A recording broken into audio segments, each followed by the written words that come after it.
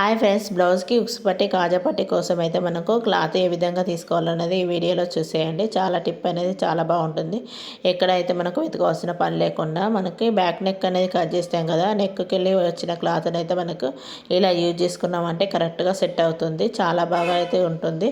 ఇక్కడ చూడండి, మనం బ్యాక్ నెక్ నుండి అయితే మనకు ఒరిజినల్ క్లాత్ని అయితే కట్ చేస్తాం కదా, ఒరిజినల్ క్లాత్ని కాజా పట్టి కోసం అయితే తీసుకోవచ్చు. ఈ కాజా పట్టి కోసం మనకు 4 ఇంచెస్ వరకు అయితే తీసేసుకున్నామంటే మనకు కరెక్ట్గా సెట్ అవుతుంది. డబుల్ ఫోల్డింగ్ చేస్తాం కదా, అందుకోసమని అయితే మనకి ఇలా అయితే పెట్టేసుకొని కాజా పట్టి అయితే మనం కుట్టేసుకోవచ్చు. చాలా బాగుంటుంది. మనకు వేరే క్లాత్ అనేది వెతుకోవాల్సిన అవసరం ఉండదు. ఇక్కడ నెక్స్ట్ వచ్చేసి మనకు ఉక్స్ పట్టి కోసం అయితే లైనింగ్ క్లాత్ని అయితే యూజ్ చేసుకోవచ్చు. మనకు ఉక్స్ పట్టి అనేది లోపల వైపుకి వెళ్ళిపోతుంది కదా, అందుకోసం అయితే మనకు లుక్స్ పట్టి కోసం లైనింగ్ క్లాత్ అనేది యూజ్ చేసుకోవచ్చు. అది వచ్చేసి మనకు 3 ఇంచెస్ వరకు అయితే యూజ్ చేసుకోవచ్చు.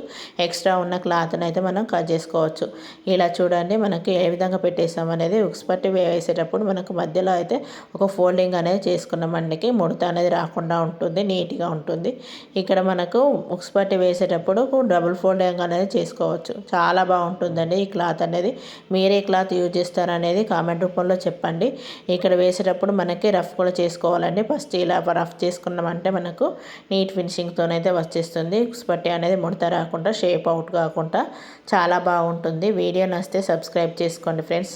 చూడండి, చాలా అయితే బాగుంటుంది. మనకు ఎక్స్ట్రా వచ్చిన క్లాత్ని అయితే మనకు పైన రౌండ్ షేప్ అనేది తీసేసుకొని కట్ చేసుకోవచ్చు. ఎక్కువ ఎక్స్ట్రా వచ్చింది చూడండి, ఏమంత ఎక్స్ట్రా మనకు ఎట్లాగో ఇలా ఎక్స్ట్రా ఉన్న క్లాత్ని అయితే మనం మొత్తానికైతే కట్ చేసుకున్నామంటే మనకు నెక్ రౌండ్ అనేది రౌండ్గా ఉంటుంది. చాలా బాగుంటుంది, ఈజీగా వర్క్ అవుతుంది. టిప్ నచ్చితే లైక్ చేయండి ఫ్రెండ్స్.